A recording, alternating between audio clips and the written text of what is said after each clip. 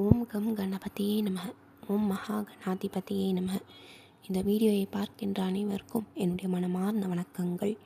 இதுதான் நம்மளுடைய முதல் பதிவு. இந்த பதிவில் நம்ம என்ன பார்க்க போகிறோம்னா, தெய்வங்களை எப்படி வழிபடுவது, எப்படி தொழுவது, தினசரி வழிபாடுகள் என்ன, இதை தான் பார்க்க போகிறோம். முதல்ல நம்ம என்ன தெரிஞ்சுக்கணுன்னா, எப்படி எல்லாம் வழிபடணும், எந்த மாதிரிலாம் பண்ணக்கூடாது என்பதை இந்த பதிவில் நம்ம தெளிவாக பார்ப்போம். நம்ம அனைவரும் இந்த நவீன உலகத்தில் பயணித்து கொண்டிருக்கிறோம். நம்ம நினைத்த காரியம் நடைபெற, நினைச்சதெல்லாம் நமக்கு கிடைக்க, அனைத்திற்கும் நமக்கு பெரிய உதவி நம்மளையும் தாண்டியும் மேலே இருக்கின்ற அந்த ஒரு சக்தியாகும். அந்த சக்தியை நம்ம வணங்குவது நம்மளுடைய கனவே ஆகும். எனவே எவ்வாறு வணங்குவது என்பதை இந்த தொகுப்பில் பார்க்கலாம். முதல்ல நம்ம ஒன்று தெரிஞ்சுக்கணும். அதாவது விடியற் காலை 3:30 மணியிலிருந்து 3:30 AM 3:30 மணியிலிருந்து 5:30 மணி வரைக்கும் 5:30 AM. இந்த 3:30 மணி முதல் 5:30 மணி வரை 3:30 AM to 5:30 AM இதற்கு இடையில் இருக்கின்ற இந்த காலத்தை தான் நம்ம பிரம்ம முகூர்த்தம் என்று சொல்கிறோம். பிரம்ம முகூர்த்தமா, என்னது இது அப்படின்னு கேட்கலாம் நீங்கள். பிரம்ம முகூர்த்தம்ன்றது ஒரு விசேஷமான நேரம். அது என்னது, எதற்கு உகந்தது, நம்ம அதை எப்படி அந்த நேரத்தில் வழிபடணும், எல்லாத்தையும் நான் தெளிவாக ஒரு தொகுப்பில் உங்களுக்கு போட்டு விளக்கி சொல்கிறேன். முதல்ல நம்ம என்ன பண்ணணுன்றதை சொல்லிடுறேன். அதற்கப்புறம் எப்படி பண்ணணும், எங்கெங்கே பண்ணணும், எந்த நேரத்தில் பண்ணணும், எல்லாத்தையும் நான் தெளிவாக சொல்கிறேன். ஸோ இந்த பிரம்ம முகூர்த்தத்தில் நம்ம எழுஞ்சிக்கணும். இது என்னங்க சாதாரண நேரத்தில் எழுஞ்சால் ஒன்றும் இல்லையா, பிரம்ம முகூர்த்தத்தில் தான் எழுஞ்சிக்கணுமா அவ்வளோ காலையில் நீங்கள் நினைக்கலாம். ஆனால் நீங்கள் ஒரு தடவை எழுஞ்சி அதை ட்ரை பண்ணி பாருங்கள். உங்களுக்கே அந்த டிஃப்ரென்ஸ் தெரியும். சாதாரண நாளில் எழுஞ்சி வழிபடுறதுக்கும் தினமும் பிரம்ம முகூர்த்தத்தில் எழுஞ்சி வழிபடுறதுக்கும் உங்களுக்கே பல ஆச்சரியங்கள் உங்கள் வாழ்வில் நிகழும். இதை நீங்கள் கண்கூடாக பார்க்கலாம். முதல்ல நம்ம தெரிஞ்சுக்க வேண்டியது இதுதான். ஸோ என்ன பண்ணணும், பிரம்ம முகூர்த்தத்தில் எழுஞ்சிக்கணும். முதல்ல எழுஞ்சிட்டு நம்ம செய்ய வேண்டிய வேலை, பல் தேய்த்து குளித்து நம்ம சுத்தம் செய்து கொள்ள வேண்டும். அப்படியே போயிட்டு பூஜை அறையில் உட்காருவது அல்ல. நம்மளை சுத்தம் செய்து கொள்ள வேண்டும். நம்ம வீட்டையும் சுத்தம் செய்ய வேண்டும். அதாவது காலையில் எழுந்ததும் குளிச்சுட்டு கோலத்தை எல்லாம் போட்டுருங்க.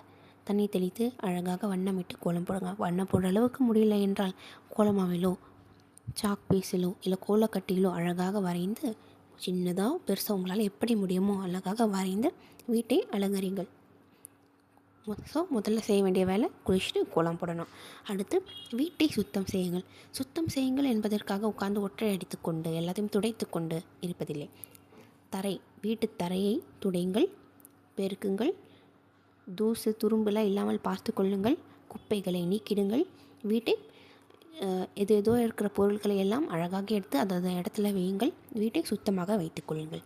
இதெல்லாம் நீங்கள் சீக்கிரம் எழிஞ்சி குளித்து இந்த வேலையெல்லாம் முடிச்சுட்டு அடுத்து என்ன பண்ணணும், அடுத்து பூஜை அறைக்குள் செல்லுங்கள். முடிந்தால் முன்னாடி நாளே சாமிக்கு பூஜை செய்ய பூக்கள் வாங்கி வைத்துக் கொள்ளுங்கள்.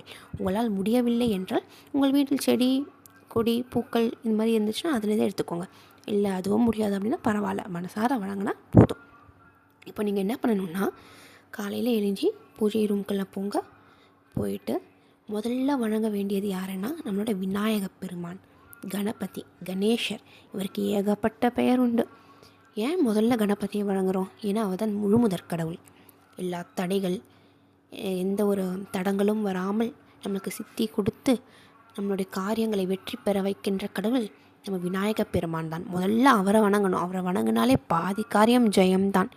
அவர் எப்படி வணங்குவது பார்ப்போம். முதல்ல வணங்குவது என்பது சும்மா போயிட்டு கையெடுத்து கும்பிட்டுட்டு ஒரு அட்டண்டன்ஸ் போட்டுட்டு வருவதில்லை.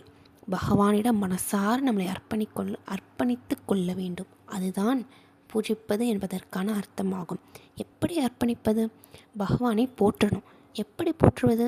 பகவான் மனம் குளிரும்படி அவரை புகழணும். எப்படி புகழறது? மந்திரங்கள் சொல்லுங்கள், பகவானை பெருமையாக சொல்லுங்கள்.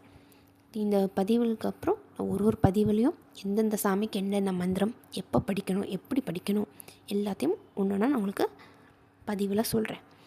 ஸோ முதல்ல விநாயகர். ஓம் கம் கணபதியே நம. ஓம் மகா கணாதிபதியே நம. இந்த மந்திரத்தை 108 முறை சொன்னால் பிரமாதம். இல்லை எங்களால் அவ்வளோலாம் முடியாதுங்க அப்படின்னு நினச்சிங்கன்னா 11 முறை மனசார சொல்லுங்கள், போதும். ஸோ பூஜை ரூமுக்கு போயிட்டு நீங்கள் முதல்ல செய்ய வேண்டிய வேலை, பழைய பூக்கள் சாமி ஃபோட்டோக்களிலோ அங்கே இருக்கிற சிலைகளிலோ பழைய பூக்கள் இருந்தால் பூக்களை எல்லாம் எடுத்துருங்க. எடுத்துகிட்டு புது பூக்கள் வைத்திருந்தீர்கள்னால் புது பூக்களை சாமிக்கு அணிவிங்க. பூக்கள் இல்லைன்னா அப்படியே சாமிக்கு வழிபடுங்க. இப்போது எல்லாம் சாமி ஃபோட்டோ எல்லாம் சுத்தம் செய்து விட்டு அழகாக 2 ஊதுபத்தி, சாம்பிராணி, புகையெல்லாம் போட்டு பகவானிற்கு ஆராதனை செய்து வீட்டில் சுற்றி புகையெல்லாம் காமிங்க. ஏன்னா நம்ம வீட்டில் எப்படி இருக்கோ அதை பொறுத்து தான் மகாலட்சுமி வருவாங்களாம்.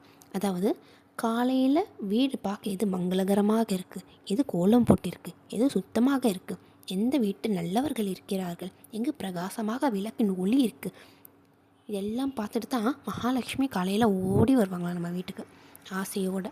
அதனால் நம்ம என்ன பண்ணணும், காலையில் எழுஞ்சி சாமிக்கு ஊதுபத்தி தீபாராதனையில் காட்டும்போது ஒரு விளக்கும் ஏற்றி வைத்துக்கொள்வது மிகவும் நல்லது. சில பேர் நடு வீட்டில், அதாவது பூஜை அறையில் விளக்கேற்றி வைத்துக் கொள்வார்கள். அது சில பேர் இல்லை நாங்கள் வீட்டு வாசல் முன்னாடி, அதாவது மெயின் டோருக்கு முன்னாடியும் விளக்கேற்றும் பழக்கம் இருக்கிறதுனா பிரமாதம், அதுவும் ஏற்றிக்கொள்ளுங்க. விளக்கேற்றிட்டு ஊதுபத்தி, சாம்பிராணி எல்லாம் காமிச்சு பகவானிற்கு ஆராதனை செய்யுங்கள்.